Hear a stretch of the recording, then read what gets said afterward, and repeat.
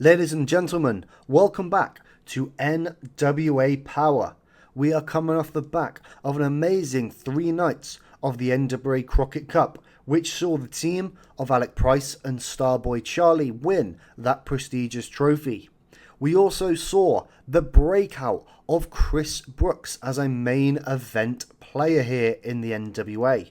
But he was unsuccessful in challenging Bishop Dyer for the NWA World Heavyweight Championship along with Ortiz and Shinsuke Nakamura. We'll have to see how Chris Brooks and Bishop Dyer progress through these next 4 episodes as we go towards NWA The Devil and I. So the show kicks off with Matt Lee. He is the new NWA World Television Champion after he defeated Weber Hatfield at the NWA Crockett Cup. But he says that next week will be his official coronation and official parade for him being the new NWA Television Champion.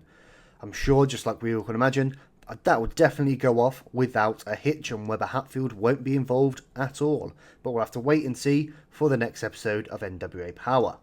Our first match of these tapings sees one half of the former NWA World Tag Team Champions in Bojack defeat one half of the new NWA World Tag Team Champions in Trevor Murdoch. It is a good 51 rated match. Bojack gets a 53, Trevor Murdoch gets a 38, so decent performances all round. I'm sure Bojack and Marsh Rockette will be looking to get their NWA World Tag Team Championships back from Trevor Murdoch and EC3. After this, we go to the Southern Six. They are back in the clubhouse, all 3 of them back together. They're toasting the success of their plan to end the Disciples of Sin. At the Crockett Cup final night, it was revealed that Silas Mason had been a part of the Southern Six the entire time. He'd never betrayed his brothers.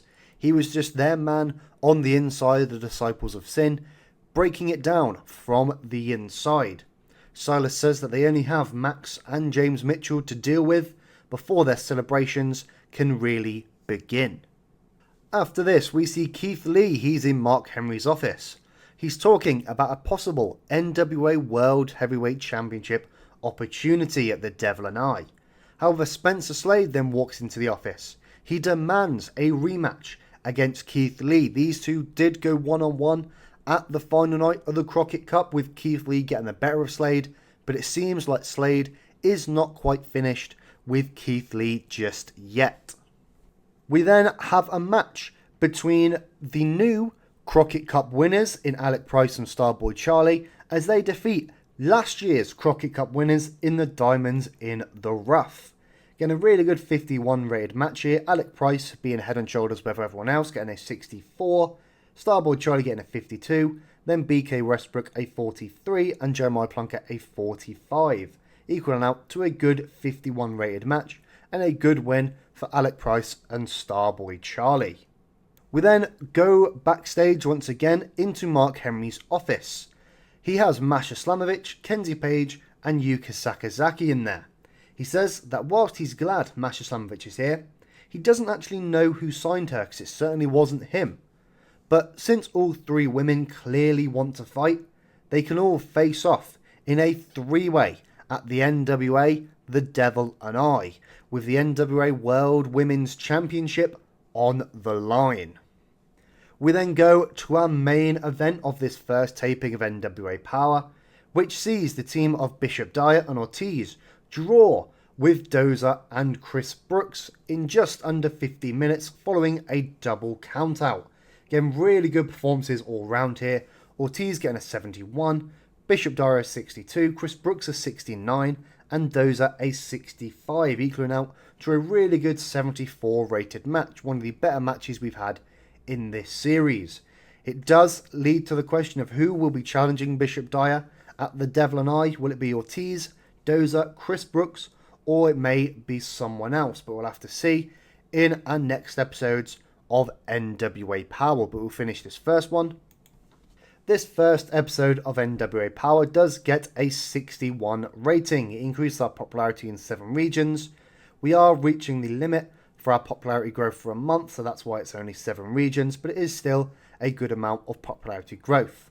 But now I'll see you in our second taping of NWA Power. So this second taping opens up with Matt Lee. He's in the ring with a group of men dressed as the King's Guard. Lee said that he's hired these guards to make sure that his coronation goes smoothly. But he's about to sit on his throne when one of the guards slowly takes their hat off. And it's Weber Hatfield. Weber immediately goes in the attack and Matt Lee is forced to flee from the ring. He leaves the NWA Television Championship in the ring. Hatfield takes hold of it and holds it up, much to Matt Lee's dismay as he rages on the ramp. In our first match of these second tapings, the team of Trevor Murdoch and EC3 defend their NWA World Tag Team Championships against Max Caster and Truth Magnum. It gets a 44 rating, which isn't the best, but again, it could have been worse. EC3 with a 45, Murdoch with a 36, Caster a 41, and Magnum a 35. It is a good first defense for Murdoch and EC3. But after the match, Bully Ray comes out and he says that Bojack and Masha Slamovich will have their rematch for the NWA World Tag Team Championships at The Devil and I. So it will be EC3 and Trevor Murdoch against Bojack and Masha Slamovich for the NWA World Tag Team Championships. We then go backstage to Father James Mitchell and Max the Impaler. Mitchell tells Max not to worry. He's got the Southern Six situation under control. His plan will be revealed at The Devil and I. So we'll have to see what Father James Mitchell has planned for the Southern Six. We then go to another tag match as the team of Spencer Slade and Matt Lee defeat Keith Lee and Weber Hatfield when Spencer Slade submits Keith Lee. Again, a huge win here for Spencer Slade, defeating Keith Lee. Again, Matt Lee does get a 47, Slade a 52, Hatfield a 51, and Keith Lee a 55. Equals out to a 54 rated match, but a huge win here for Spencer Slade over Keith Lee. We then go backstage to Yuka Sakazaki as she has an amazing 79 rated promo. She says that she's confident that she'll retain the NWA World Women's Championship at The Devil and I. She's beaten Kenzie twice before, and she knows all of Masha's weaknesses. So she'll be retaining the championship at The Devil and I. So we'll have to wait and see whether this comes true. Then in our main event of this second taping, Dozer defeats Ortiz and Chris Brooks as he pins Ortiz with a Dozer bomb. A really good 75 rated match here. And it does mean that Dozer will once again challenge for the NWA World Heavyweight Championship against Bishop Dyer at The Devil and I. And this is confirmed as Bishop Dyer comes out to the ramp. He holds the NWA World Heavyweight Championship up, and it will be Dozer against Bishop Dyer at The Devil and I. This show gets a rating of 63. Again, we've reached our limit for popularity growth for this month, so we'll go straight on to our third taping of NWA Power.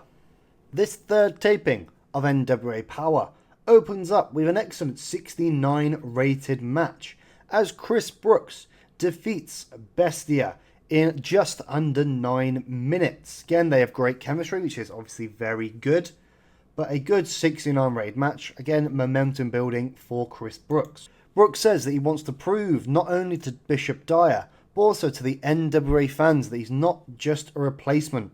He's going to be the man that takes the NWA World's Heavyweight Championship from Bishop Dyer, and he is going to do it when he is ready to. We'll then have Bully Ray backstage with Bojack and Masha Slamovich. But before Bully can even speak, Bojack interrupts and says that he's going to destroy both EC3 and Trevor Murdoch at The Devil and I, and he's going to be taking back his NWA World Tag Team Championships. We'll then go to our second match of the night as Spencer Slade defeats TJP in a really good 54 rated match. Spencer Slade being off his game but still getting a 51, TJP getting a 58, but once again a big win for Spencer Slade here over TJP. He is building his momentum for his match with Keith Lee at The Devil and I. We'll then once again go backstage to see Matt Lee. He is absolutely furious about the fact that Weber Hatfield ruined his coronation ceremony last week. He says that he wants to face Weber Hatfield once again at the Devil and I, but this time he wants it in a dog collar match, so he can put Weber Hatfield down like the dog he is. Again, this will be for the NWA World Television Championship, and it will be a dog collar match. We'll then go to Father James Mitchell. He's seen backstage on the phone.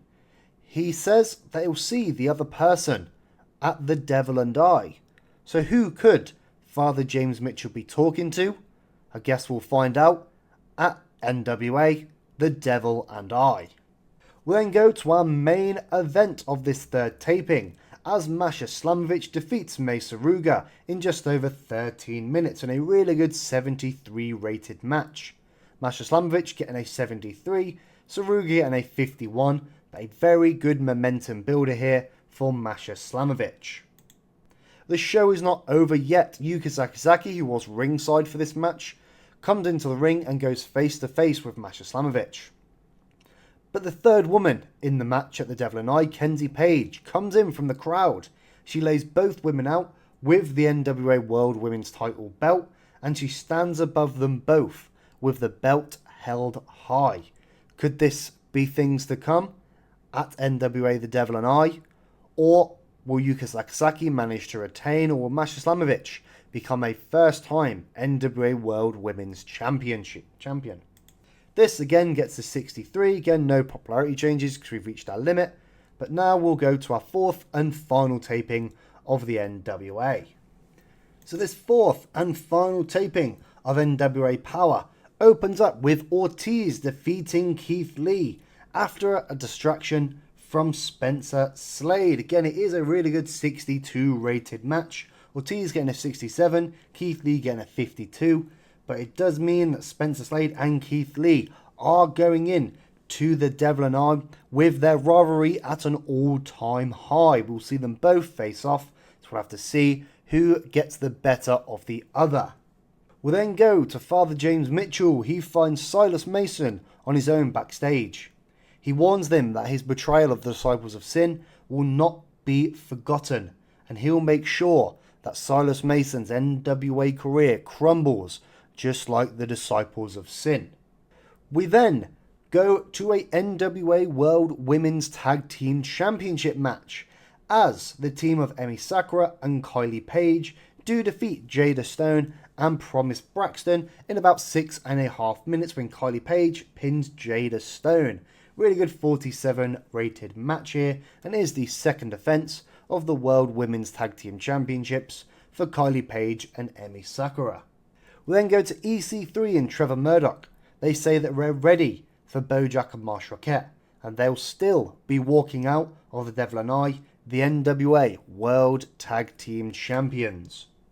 We'll then have Weber Hatfield. He's in a local pet store looking at the dog collars and the chains. He picks up a nice, large and sturdy chain, and he says that this will be perfect for hurting Matt Lee in their dog collar match. He then picks up a small pink chihuahua dress and chihuahua collar, and he says that he found the perfect outfit for Matt Lee for their match, because all Matt Lee is just a little bitch. We'll then go to Chris Brooks defeating Max Caster in just under 9 minutes. Get another big win for Chris Brooks here, defeating Max Caster. His momentum is building as he goes towards hopefully getting a shot at the NWA World's Heavyweight Championship.